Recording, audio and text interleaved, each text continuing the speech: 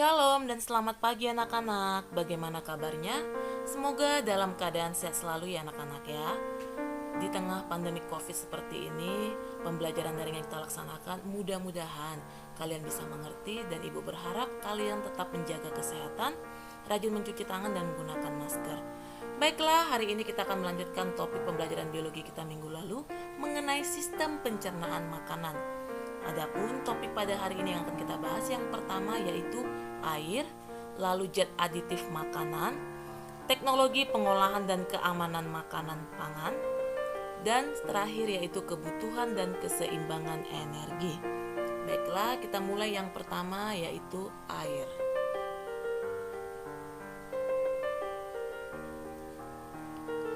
Tubuh kita sebagian besar tersusun atas air, yaitu sebanyak 55-60% dari berat badan orang dewasa atau 70% dari bagian tubuh tanpa lemak.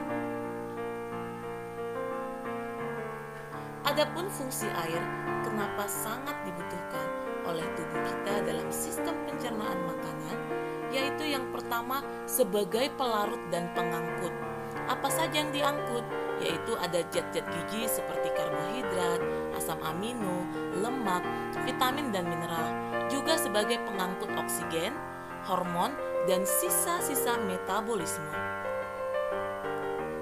Yang kedua fungsi air yaitu sebagai katalisator, yaitu digunakan di dalam reaksi yang terjadi dalam sel dan organ, dan juga berperan untuk memecah atau menghidrolisis zat makanan kompleks menjadi lebih sederhana. Fungsi yang ketiga air yaitu sebagai pelumas, yaitu biasanya digunakan untuk persendian pada tulang-tulang. Yang keempat sebagai pengatur suhu tubuh, yang kelima sebagai pelindung organ tubuh, yang keenam sebagai pembangun atau penyusun dari jaringan tubuh. Baiklah, selanjutnya kita akan membahas mengenai zat aditif makanan. Zat aditif makanan itu terbagi dua. Yang pertama ada zat aditif sengaja. Biasanya diberikan dengan sengaja untuk tujuan tertentu, seperti meningkatkan nilai gizi, menguatkan cita rasa, atau mengawetkan makanan agar tidak mudah busuk. Yang kedua, zat aditif tidak sengaja. Ini jumlahnya biasanya digunakan dengan sangat kecil karena sebagai akibat dari proses pemasakan. Contoh, wadah plastik yang tidak tahan panas. Selanjutnya, berdasarkan tujuannya, zat aditif terbagi dua. Yang pertama yaitu ada zat aditif alamiah. Contohnya terdapat dalam bahan-bahan alami yang ada di alam, ekstrak kunyit untuk memberikan warna kuning, daun pandan untuk memberikan warna hijau. Yang kedua, zat aditif sintetis atau buatan. Biasanya ciri-cirinya dia itu lebih pekat cairannya. Yang kedua, harganya lebih murah di pasaran. Dan yang ketiga, biasanya banyak mengandung zat-zat berbahaya atau karsinogenik penyebab kanker ya. Contohnya itu adalah MSG atau penguat rasa, monosodium glutamat. Selanjutnya kita akan membahas mengenai macam-macam zat aditif dan berdasarkan tujuannya. Ya. Yang pertama yaitu ada zat aditif sebagai pewarna makanan atau minuman. Contohnya pewarna hijau, ada juga pewarna coklat. Ya. Yang kedua penguat cita rasa.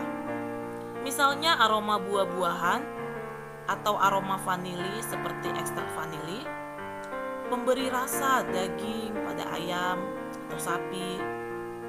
Ya. Ada juga sebagai pemanis dari gula merah atau gula pasir. Ada juga pemanis sebagai yang bisa kita sebut dengan sakarin. Yang ketiga, anti kerak. Biasanya ditambahkan pada tepung yang bersifat higroskopis untuk mempertahankan sifat butirannya. Tujuannya adalah untuk mencegah penggumpalan tepung. Yang keempat, pemantap. Digunakan untuk memperoleh tekstur yang keras dan renyah. Yang kelima, penjernih larutan.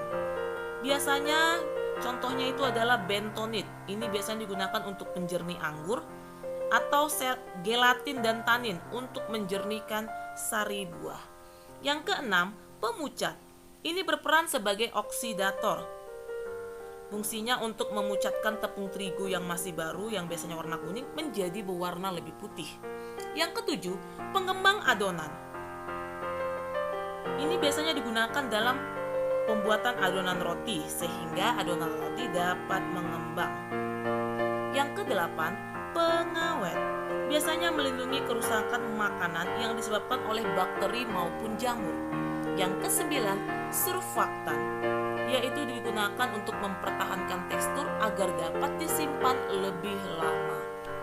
Di bawah ini ada contoh dari jenis-jenis zat aditif ya. Ini ada pengembang, ada baking powder, soda kue, ada permifan, lalu ada TBM, ovalet, SB ini biasanya digunakan sebagai pelembut. Lalu di sini ada berbagai jenis pewarna pada makanan. Selanjutnya kita akan membahas teknologi pengolahan pangan.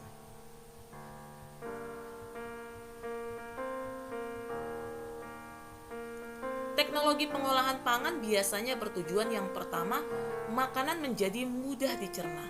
Yang kedua, meningkatkan kualitas pangan. Yang ketiga, meningkatkan gizi makanan. Yang keempat, membebaskan makanan dari mikroorganisme. Yang kelima, memperpanjang masa simpan dari makanan. Mekanisme pengolahan pangan yaitu yang pertama yaitu persiapan bahan makanan. Lalu yang kedua diolah juga makanannya setelah disiapkan. Dan yang ketiga distribusi dan penyajian makanan. Setelah diolah atau dimasak, bagaimana pendistribusian dan penyajian makanannya. Selanjutnya kita akan membahas mengenai teknik pengolahan pangan. A. Teknik pengolahan panas basah, yaitu dengan bantuan cairan seperti susu, air, dan santan. Yang B, teknik pengolahan panas kering, biasanya mengolah makanan tanpa menggunakan bantuan cairan. Kita bahas satu persatu. Yang pertama yaitu teknik pengolahan basah. Yang pertama ada teknik boiling, yaitu mengolah makanan dengan cairan yang sudah mendidih. Yang kedua, teknik poaching, yaitu merebus makanan di bawah titik didih, yaitu suhunya 83-95 derajat Celcius. Yang ketiga, teknik braising, yaitu merebus bahan makanan dengan sedikit cairan dalam panci tertutup dengan api yang kecil. Yang keempat, teknik stewing, biasa disebut menggulai, di mana terlebih dahulu dengan menumis bumbu, lalu merebus dengan cairan. Dan yang kelima, teknik steaming, biasa disebut dengan mengukus, yaitu biasanya menggunakan uap air yang mendidih. Yang B, kita akan membahas teknik pengolahan panas kering. Yang pertama, teknik deep frying, yaitu menggoreng dengan jumlah minyak yang sangat banyak. Yang kedua, teknik shallow frying, yaitu menggoreng dengan minyak sedikit dalam waktu yang singkat. Yang ketiga, teknik roasting, yaitu memanggang makanan ukuran besar dengan menggunakan oven. Yang keempat, teknik baking, yaitu mengolah makanan di dalam oven dengan panas dari segala arah. Dan yang kelima, teknik grilling, yaitu mengolah makanan di atas lempengan besi panas atau teflon yang berada di atas perapian. Baiklah, kita akan membahas selanjutnya teknologi keamanan pangan. Yang pertama, tujuannya yaitu dengan menggunakan pemrosesan bertekanan tinggi. Bahan pangan diberikan tekanan tinggi tanpa penambahan panas. Yang kedua, pemrosesan dengan medan gelombang elektrik. Penggunaan gelombang pendek bertegangan tinggi untuk menghancurkan mikroorganisme sehingga lebih menjamin ya keamanan dari pangan yang akan kita konsumsi. Yang ketiga, iradiasi, yaitu penggunaan sinar gamma, sinar beta, dan sinar X untuk memecah ikatan kimia DNA dari mikroorganisme yang dapat membusukkan atau merusakkan makanan. Yang keempat, disinfeksi ultraviolet, yaitu penggunaan ultraviolet untuk mengurangi mikroorganisme di air, udara, dan bahan pangan.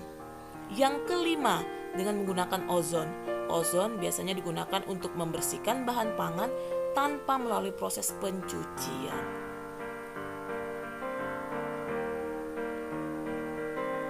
Selanjutnya kita akan membahas mengenai kebutuhan dan keseimbangan energi. Kebutuhan energi.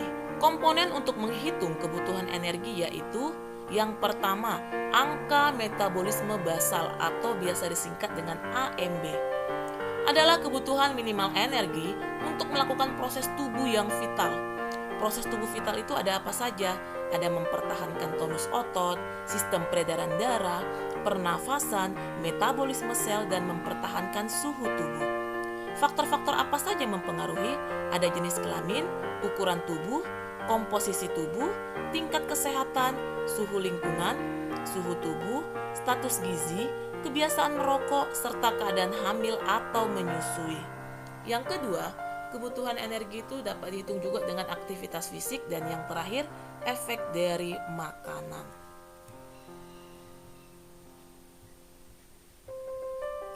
Selanjutnya kita akan membahas mengenai keseimbangan energi.